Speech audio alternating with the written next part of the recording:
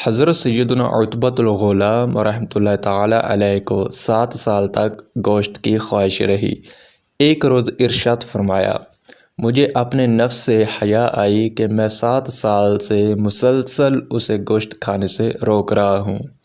چنانچہ میں نے روٹی اور گوشت کا ٹکڑا خریدا اور اسے بھون کر روٹی پر رکھا ہی تھا کہ ایک بچے کو دیکھا۔ میں نے پوچھا کہ تم فلاں کے بیٹے ہو اور تمہارے والد فوت ہو چکے ہیں؟ اس نے کہا ہاں۔ میں نے روٹی اور گوشت کا ٹکڑا اسے دے دیا۔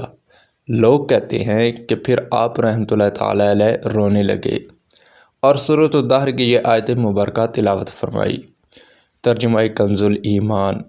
اور کھانا کھلاتے ہیں اس کی محبت پر مسکین اور یتیم اور اسیر یعنی قیدی کو۔ اس کے بعد آپ رحمۃ اللہ تعالیٰ علیہ نے کبھی گوشت نہیں چکھا۔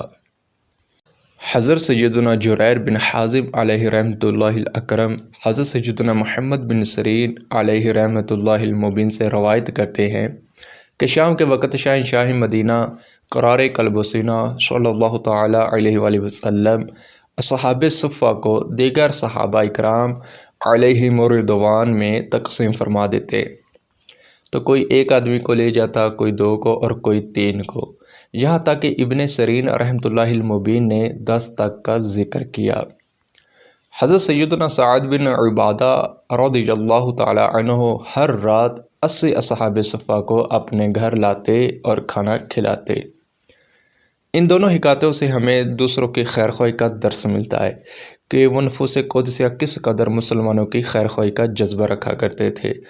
اللہ تعالی ہمیں ان کے صدقے مسلمانوں کی خیر خواہی کرنے اور نفسانی خواہشات کی پیروی سے بچائے، آمین۔